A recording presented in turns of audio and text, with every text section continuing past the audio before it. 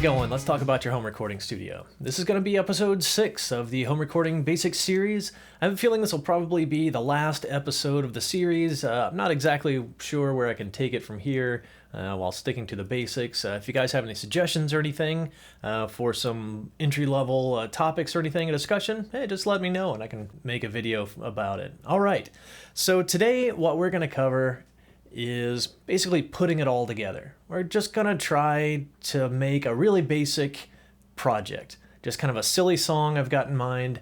It's only gonna be maybe a minute long or so, but let's just go through the motions of now that you've got your interface installed, you've got the drivers downloaded and installed. I would recommend that you try to find if there is or is not a control panel type software for your interface, and whether or not there is a routing or mixing application for your interface. Some of them come with those, some of them don't. You know, some manufacturers make those and some don't. So it's worth checking to see if the manufacturer of your interface actually does. All right, so before we actually get started, there's a couple things that we need to check. And let's go ahead and take a look here. The first thing you're going to want to do, and this kind of goes back to what I just said, see if your audio interface manufacturer makes a control panel or an ASIO control panel for your particular interface. I use an RME interface, and RME makes this control panel that lets me set my buffer size, and this one is just a drop-down menu. I've got several different buffer sizes. I'm gonna stick with this really tiny one of 64 samples. Basically, what you want to do is pick the smallest one that you can get away with, so that might mean a little bit of experimentation on your part. You might have to pick a small one. If you experience pops, clicks, stutters, crackles, things like that in your audio, then you know that you have too small of a buffer and your CPU just can't keep up with flushing the samples through that quickly. So in that case, pick the next largest one. Give that a try. And just basically start small and keep picking larger ones until you can get clean audio with no problems. All right, and also this one allows me to set my sample rate. This is grayed out right now because I'm actually recording. I'm recording my voice into Reaper, so while I'm recording, I can't actually change the sample rate. But I've picked 48 kilohertz. 48,000 hertz, and I would suggest you either pick 44.1 or 48. Those are going to be good places to start. So I'm pretty much set up here. So I'm just going to cancel it here. Since I am recording, I'm just going to cancel. All right, so the other application you're going to want to see if your manufacturer makes some sort of mixing or routing software. I know based on the brand and model, they may or may not actually make something like this for your interface. But these are very handy because they are basically a nice interface for all of the hardware controls on your interface. Not necessarily intuitive. These can get kind of notoriously difficult to understand at first, but it's really worth sitting down and spending some time experimenting, reading, learning to figure out how your routing software actually works for your interface, because you can do some cool stuff with it. Now, with just a basic 2-in, 2-out kind of interface, there's probably just not a whole lot of routing possibilities to do with that. So more than likely, if you just have a 2-in, 2-out kind of interface, it may not come with something like this. There's just not a whole lot of possibilities with 2 inputs, 2 outputs. But since mine has 8 analog inputs, 8 analog outputs, it's got a SPDIF, it's got some ADAT capabilities that I'm not actually using. So with that number of inputs and outputs, it's kind of nice to be able to route inputs directly to outputs for monitoring, or to be able to route things through outboard gear and be able to use this software to do things like that. I don't know, it's kind of cool. It's confusing, that's for sure, especially at first, but it's worth putting in a little bit of time, a little bit of research, and a little bit of experimentation, some trial and error maybe, just to figure out how it works. All right, so I had to turn my microphone off here because I can't show you what I wanted to show you here while I'm still recording to my background project there. But I wanted to show you real quick here in Reaper. If your audio interface doesn't come with some sort of control panel, some ASIO control panel, some way to set the sample rate and the bit depth, outside of Reaper, there is a way that you can do it in Reaper. So if we go to the Options menu, and we go to Preferences, and over here in this left-hand pane, if you go to Audio and then Device, now this gives you all the information you're going to need to know about your audio device. Now in the audio system, you're going to want to make sure that you click ASIO or ASIO. If that doesn't appear in that list, then you need to download and install the drivers. If you've done that, it still doesn't appear here, then something's kooky, and it's gonna require further investigation. Once you click ASIO here, now in this drop-down box, your device should appear in this list here somewhere. For me, I'm using my Army Fireface, so I click on that. Now you're going to want to enable your inputs and outputs. For me, I have 8 analog inputs and 8 analog outputs, so I'm going to tell it my first input is analog number 1. I'm going to tell it my last input is analog number 8. I don't use any of these digital or ADAT or anything, so I'm just going to say analog number 8. So that will now allow analog input 1, 2, 3, 4, 5, 6, 7, 8 all to be available as inputs on my tracks. Same for outputs. I have 8 analog outputs, so I'm going to choose analog output 1 as my first, 8 as my last, and there we go. Now, if you don't have an ASIO control panel for your interface, you can check this box and say request a certain sample rate. Now right here, I've told it to request 48,000 Hertz, and I've told it to request a block size of 64. So if you don't have an external application to be able to set that, you can try setting it here and see if Reaper can request that your audio interface set these settings like this.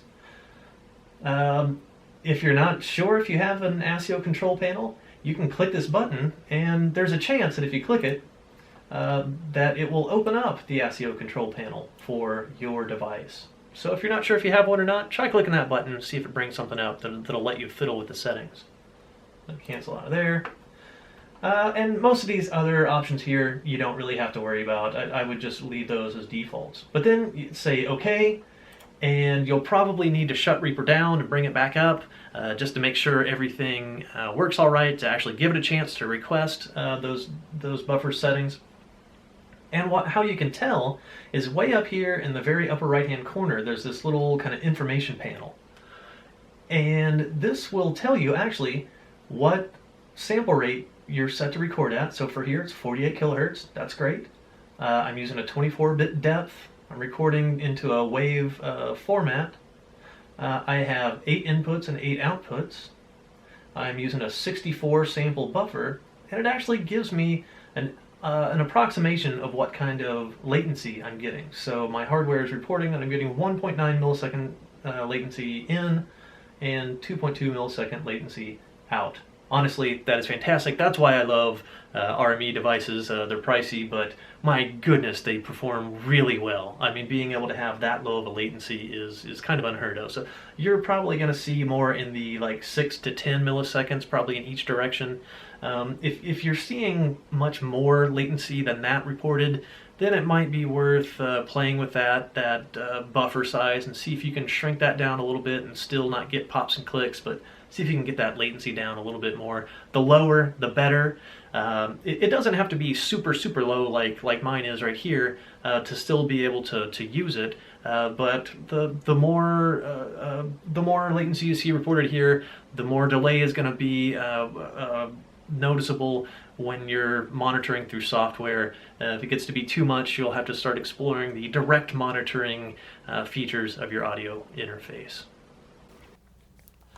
Okay, let's scoot this out of the way. So, I say, now that we know what sample rate we're recording at, we know what our buffer size is set at, let's just open a project. Now I have Reaper open, like I said, I'm recording my voice into a background project here in Reaper, so I have a new project tab opened to just a blank project, and this should be at least relatively similar to what you see when you fire up Reaper for the first time. I have just a silly little song in mind.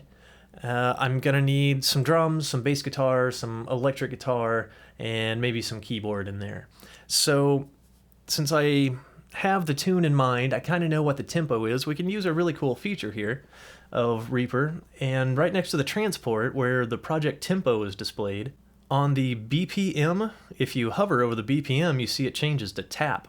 And you can actually just tap your tempo in. You can use your mouse, and now I have my song in mind, so let me bop along here and tap out what tempo I'm thinking of.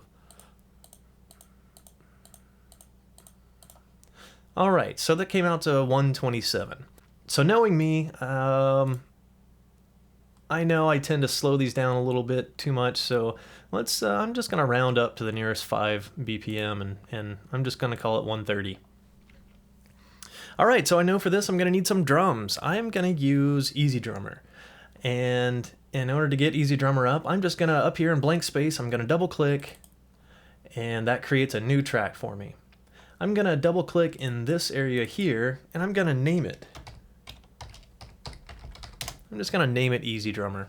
Okay, so just naming it Easy Drummer didn't really do much for us other than a little bit of kind of bookkeeping.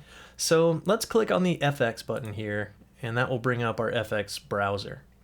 Now, Easy Drummer is a virtual instrument, so I'm going to click on the VSTI to filter and only see virtual instruments. Here's Easy Drummer right here. I'm going to double click on them, and that will open them up. All right, great. Great, okay, we've got some audio here. Now, if you want to just use the built-in MIDI from Easy Drummer, you don't really need to record it to arm it for recording this track or turn on the monitoring. You'll be able to hear what it's doing. But if you do want to use like a MIDI controller to tap in your own rhythm, then you will need to arm the track for recording, which is right here, this red button. And you click it once and it goes bright red. The name turns red. That means it's armed for recording. If you want to hear what you're doing as you're recording, this monitor button here, if you click it once and it turns yellow, and that means record monitoring is on. So if you're wanting to tap in your own rhythm, and since I have a MIDI keyboard right here, let's at least set it up to be able to do that. So in order to choose what controller you're wanting to use to control your MIDI instrument, you'll use this drop down here where it's, for me it says analog 1. So if I click on here, I'm going to go down to MIDI inputs. Now I have a Yamaha DTX drum set, and my interface has 2 different MIDI ports built into it. So I'm going to choose MIDI port 1, and let's just say all channels. So now if I tap on my keyboard,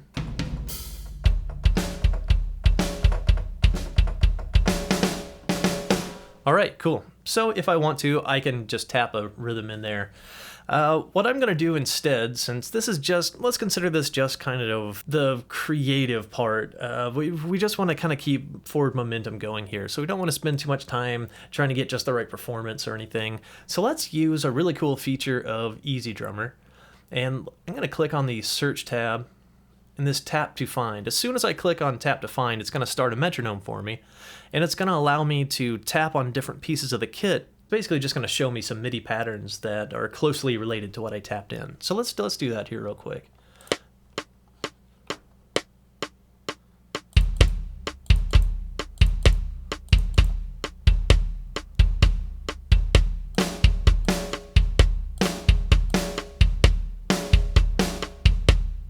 All right, I'm going to click Show Results, and lo and behold, it shows us all these results here. Looks like several of them have 100% match to what I was wanting to do, so let's just pick the first one and let's audition it and see what it sounds like. Hey, that sounds perfect. All right, so what I can do is just click and hold and drag this, and drag it right into my project. Boom, there we go. I'm going to get Easy Drummer out of the way here. So let's just go all the way back to the beginning of the project, and let's press play and see what happens. Hey, all right, good deal. Now, a really easy way to loop in Reaper is to go to the edge of a media item like this, click and hold, and then you can just start dragging. and you can see it'll make a little indentation every time you've looped the entire item once. So right here I have 3 repetitions and then a little bit of a 4th repetition. So I'm going to zoom out and let's see here, how much? Let's go for a minute. So 1 minute of however many repetitions that is. If I go back to the first and just hit play, so yeah, that'll play however many times I looped it for. All right, so I don't really need to record anything further to EZdrummer, so I'm gonna turn the record arm off. I'm gonna go ahead and turn the monitoring off as well. Now, this cycles through 3 different modes. Clicking it once, turn monitoring on. Clicking it again, turns it into an auto mode. And clicking it a 3rd time, turn monitoring off. All right, well, let's add some bass. All right, I've got my trusty little Mexican-made P bass here. It's nothing fancy, but I love it a whole lot. I have just plugged it directly into an input on my interface, and let's take a look here real quick. I have it plugged into my analog 4 input, which is this strip right here. Now for this, since I have an instrument plugged directly into this input is switchable between different levels. I am going to keep it at the +4 level here, but there's this little toggle here. Now your interface, it may be on the face of your interface, it may be available in a control panel like this, but if you're going to plug directly into it to get the expected level and the impedance set properly, you're going to want to set it for an instrument level. So this is just a little toggle. If I play with that toggled off, you can see on analog 4, I am getting some signal, but it's not very strong. So if I put it on the instrument level,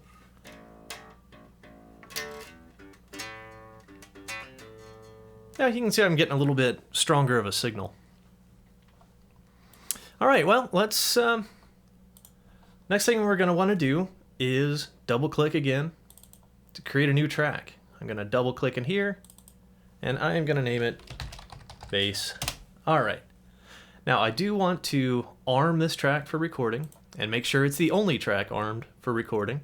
That's a very easy mistake to make. It's something you'll probably do a few times in your first few projects, accidentally record over the top of other tracks you didn't intend to because you left them armed for recording. Or forget to arm the track you're trying to record. I still do that every once in a while. It drives me nuts. All right, and also I want to monitor through here. Now you have a choice of how you want to monitor. If you were not able to set your buffer size to a very small, your buffer to a very small size, more than likely that's going to cause a considerable amount of latency, and that's going to make it really difficult to monitor through your software like we have, like I was about to do here. So you might need to use a feature of your interface called direct monitoring if your interface offers it. And that basically means, in this case, if I have my bass plugged into analog input number 4, there is a way to monitor directly off of that and just send it straight to an output or send it straight to your headphones. It just depends on what interface you're using. So since I was able to set this to such a small buffer size, I know my latency is not going to be very high, so I'm just going to go ahead and monitor through software. So I'm going to click on the monitor button, chord monitoring on. So hopefully, oh, whoops, one thing that you have to do as well is tell it what input are you going to use for this track. So I'm going to click on here. This is a mono input, not stereo, it's just one bass. And I'm going to use analog 4. All right, so hopefully, yeah.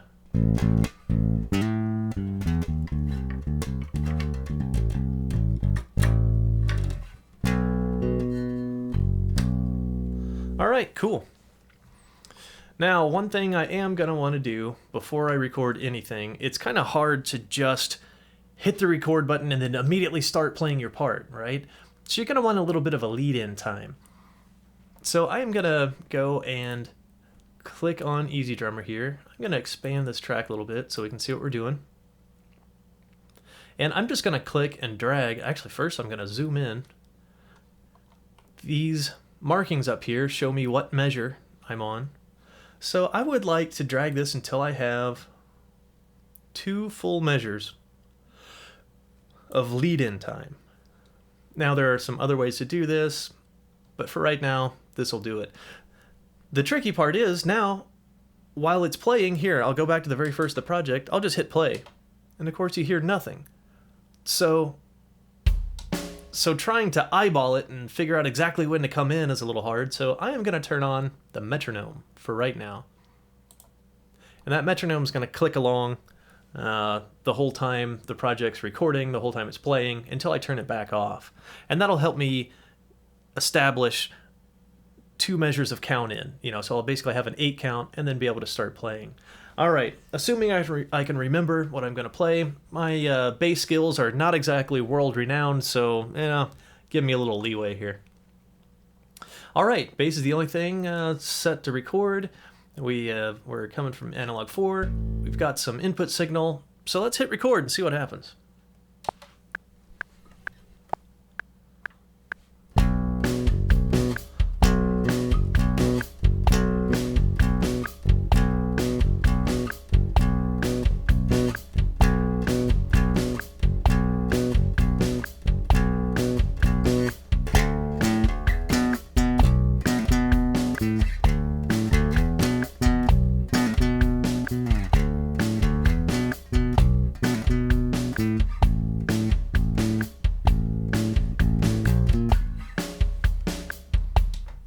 All right, so now it's going to ask me if, so I just pressed stop, so it's going to ask me if I want to save that.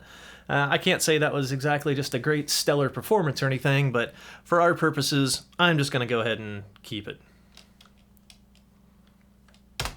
Now what you can do, if you weren't satisfied with that, you can either just tell it, get rid of it, I'm going to do it again, or if you feel like there were some salvageable parts, you can just leave it right here, and let's look what happens if we start recording again.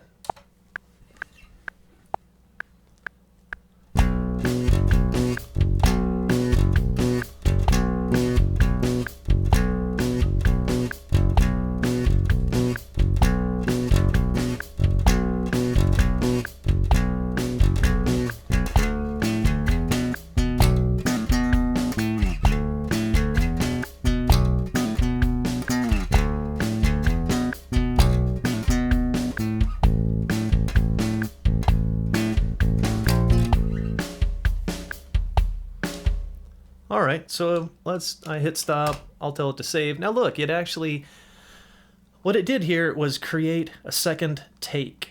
Now you can click on either of these takes and you will only hear which take is highlighted. So this is the first take and this is the second take. So in this case, I liked that second take better. So I'm just gonna click on the second take, and if we play it,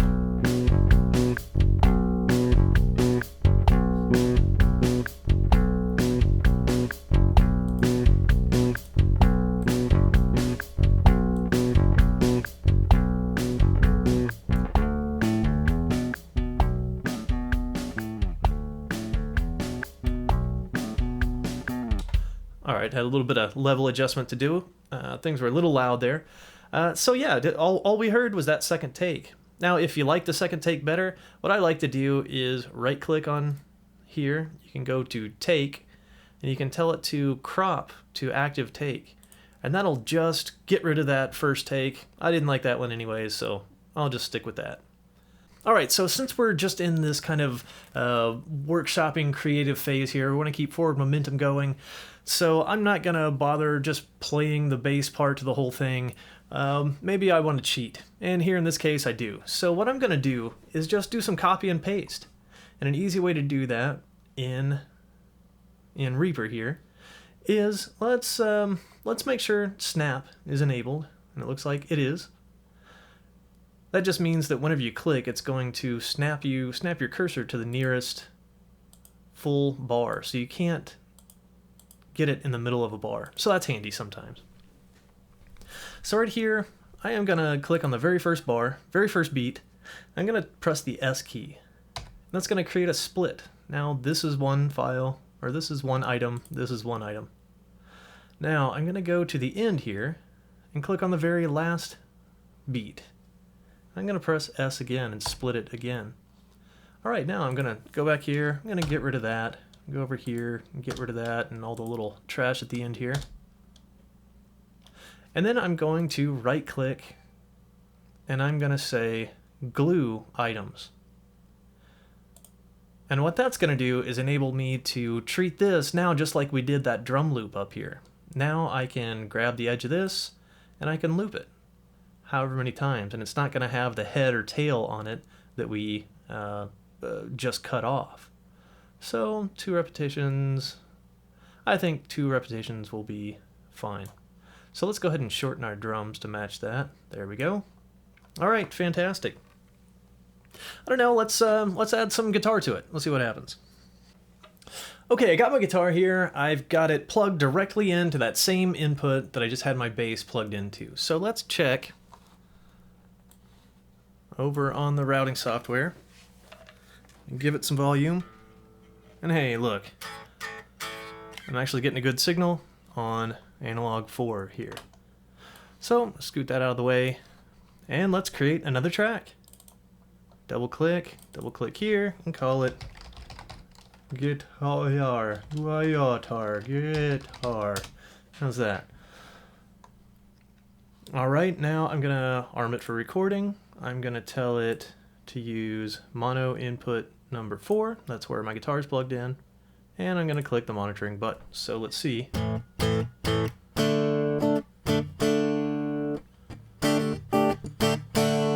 Getting a good strong signal. It's not clipping, not coming anywhere near clipping, either on the mixing software or on Reaper. So I got plenty of headroom. But that's not exactly the most inspiring guitar tone ever. Let's click on the FX button here on the guitar track. And I'm going to click on the VST filter. And in here, in the text filter, I'm going to tell it GTR. Now, I don't have just a bunch of guitar sim, guitar cab type pieces of software. Really, the only one that I've got that's worth anything is the GTR from the Waves Gold bundle, or from Waves. It was in the Gold bundle, that's why I have it. So I'm going to tell it I just want a mono amplifier. I'm not going to do anything fancy here. I just want something to liven this up a little bit. Something clean. So, that sounds a little better than it did. Let's hear it without again. Yeah, that added a little bit of life to it. Let's see what happens if we give it a little bit of drive. Let's give it just a tiny bit of bass. Let's give it quite a bit of mid and treble, and a little bit of presence. Let's see.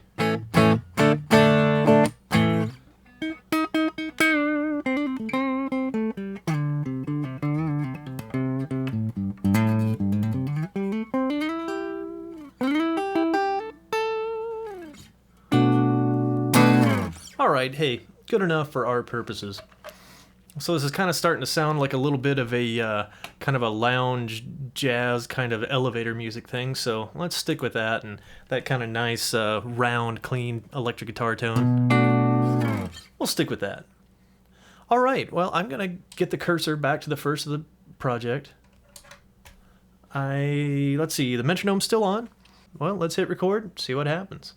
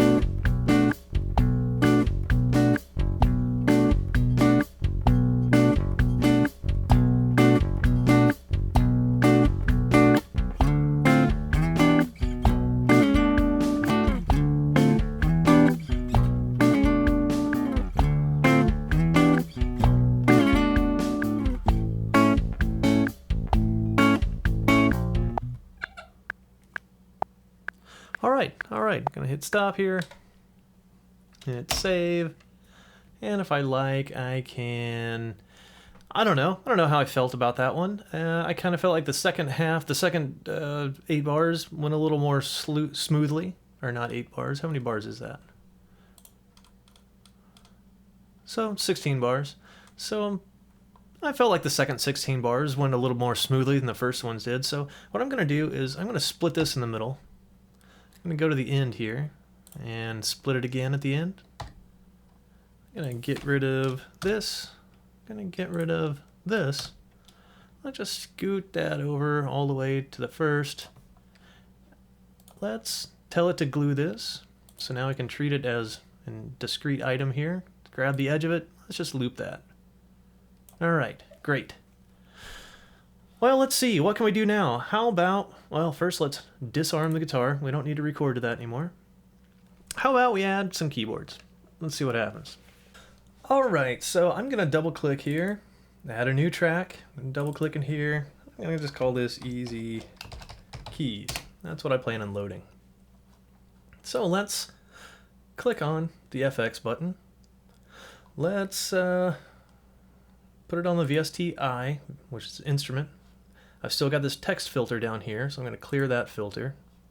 I'm going to look for Easy Keys. Double click on him. And what do you know? Let's see, what all do I have to choose from here? Let's do the Mark I, which I think is their Rhodes piano. Alright, great. Now, again, like I had mentioned before, if I want to actually use a MIDI controller keyboard to control this, I can set the MIDI input, arm it for recording, set the monitoring, and just play it from there. Now, I can't play the keyboard to save my life, so I do have something from an earlier project. So I'm going to tell us to open a new project tab. I'm going to open a project. Okay, so I found my project. This is the bit that I would like to take. And what I'm going to do is just right click. I'm going to say copy. I'm going to click back over to my project. Let's get Easy Keys out of the way here. I'm going to click where I want it to go. I'm going to right click and just tell it paste. And just paste right into there. Now this is a MIDI item. There's no audio on it. So this is just MIDI data telling Easy Keys what to play. So let's hear it and see what happens.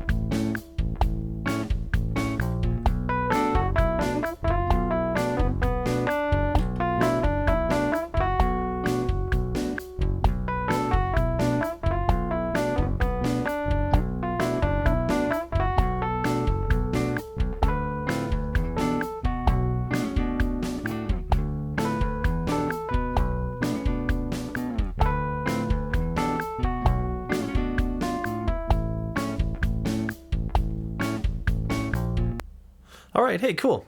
Yeah, so that worked out all right. So we've just got this goofy little tune here. It's a minute long. Now what do you do when you want to share it with somebody? You want to put it into a format that you can listen to in your car. You can give it to a friend. You can share on, put it on SoundCloud or Bandcamp or something. And that is when the rendering process comes in. Now, since I am recording to a background project here, I can't render while I'm doing that, so I'm going to have to shut my mic off and just use the camera audio, which is going to kind of sound pretty terrible, but it'll just be for a couple minutes here. All right?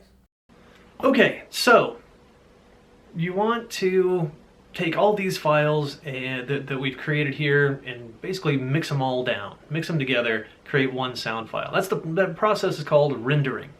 So in Reaper, if you go to File, if you go to Render, it gives you a whole bunch of options here. There's a bunch of stuff to see in here, but let's stick with these options for right now. We're going to use Master Mix, Entire Project, We are going to need to give it, since I haven't saved my project yet, so let's give it a name. So let's just call it test project, and let's tell it where to save it. We're going to browse for directory. This is going to be, I'm going to put it here, I'm going to put it here, here, and okay. So now it's got a place to live. Sample rate, let's keep it at 44.1. Stereo, let's change this. Since we're not using any outboard gear, let's just put this to full speed offline. Resample mode, don't need to worry about any of these or any of these. Output format, for now, let's pick a MP3. All right, and for me, my preference with MP3, I like to use a variable bitrate. I'm going to set it to target quality, VBR, which is a variable bitrate. Now, I have configured this to use the lame MP3 encoder. I'm not going to get into that right here. If you haven't done that, then you won't be able to render to MP3. We'll cover how to do that some other time. But for right now, I'm going to tell it 100% quality. I will leave the checkbox here for silently incrementing the file name. And that way, if you just keep doing mixdowns, it'll just keep appending like a 1, a 2, a 3, a 4 after your file name, so you don't have to manually rename it every time. Alright, and let's just tell it to render one file. See what happens. It brings up this little box here. For me, it goes very quickly. Alright, cool. And now I can navigate to that place where I told it to save, which was here, here, here, here. Yeah, and test project MP3. All right, fantastic. So we've got an MP3, and what we can do, yeah, let's close this project. Let's tell it a new project tab. And I'm going to press the insert key. And that's the insert media item. So let's insert test project.mp3 right here. So if I zoom in a little bit or zoom out a little bit, and let's make this a little bigger, so you can see, hey, there's our file. Now it's just one MP3. Okay, so yeah, so we got this loaded here. Now I can make this to where you can hear it as well, because if I play it now, only I'm going to hear it. So let me make it to where you can hear it as well. Here. There we go. I think that will do. So let's just hit play. And let's see if you can hear it. Yes, you can. Alright, fantastic. So, yeah, I'm going to stop it there. But what you'll notice at this point is if you listen to this next to like a commercial mix, like a professionally done mix, it's going to sound really, really quiet. That is because we took a lot of care so far in the process to not clip anything. We wanted a strong signal, but no clipping. We wanted to stay way away from clipping this whole time. So that means that all of our signals are pretty low compared to like a commercial mix. Honestly, there's nothing wrong with the signals being low, being quiet. We've got pretty remarkable noise floors in our modern devices here, and we've got a pretty immense amount of dynamic range, so having stuff quiet, not such a bad thing, until you want to listen to it next to something. You know, if you want it in a playlist, or you want to listen to it in your car without having to just turn the stereo volume all the way up, or if you put it on SoundCloud, you don't really want to have to just crank it all the way up to hear it. That really gets into a pretty detailed subject of mastering, I guess, but really we don't need to get that fancy for our purposes. If all you want to do is just make it loud, that's pretty easy to do. So right here I have my stereo mix down. Now this is an MP3. I normally wouldn't do this with an MP3. I would do it with a WAV file. I would have mixed my project down to probably a 44.1K 24-bit WAV file. And then I like to load it into its own project like this. And you can click on the effects here. Or if you don't want to do it on the track itself, you can go to the master, click on effects there. We're going to want to look for VST, and I'm going to filter that by just limiter. Now I have several limiters available to me here. I have my favorites, but let's pick one that's free. This one's totally free. This is the Classic Master limiter. It's not a terrific limiter, but it's simple and it gets the job done. So I will warn you here, you may want to reach for your volume control because this is going to probably be substantially louder once we start turning this up. I'll see if in post if I can keep this from getting too loud while still illustrating the volume difference between what we just recorded and what it'd sound like to just bring that volume up to a more to a level that's going to compare a little more closely with, not necessarily commercial mixes, but at least it's going to get you in the ballpark, just so you don't have to go cranking up your car stereo, your iPod or your phone or whatever. All right, so I'm just gonna, now this is just a one knob VST here, so there's nothing to it. It's basically the lower you turn this knob down, this threshold knob, basically the louder it's gonna get. We want to get it to where that kick drum and snare drum, or at very least, those are starting to show a little gain reduction.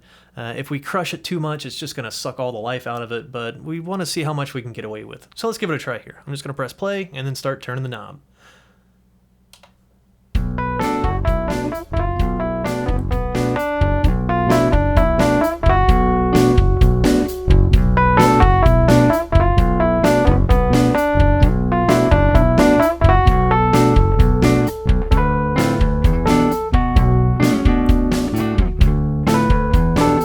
All right, and that's all I'm going to put you through because that was probably substantially louder than the rest of it, but that should at least illustrate what you can do just really simply to use a limiter just to get a little bit of extra volume. All right, we've learned how to do a little bit of gain staging. We've got our instruments plugged in. We got a project created. We got a few tracks mixed together. We got them mixed down and rendered. This has been a lot of fun. We just got a silly little song created. We got it rendered down to an MP3. We got the volume cranked up on it a little bit. That's just about, I think, being able to do that all in your first project, like it'd be a pretty successful outing. So I hope this has been at least somewhat informative. I hope it's been a little bit of a help if you're trying to get started, if you're trying to get your first project to work in Reaper. All right, well, I guess this will do it for me this time. I'll talk to you guys next time.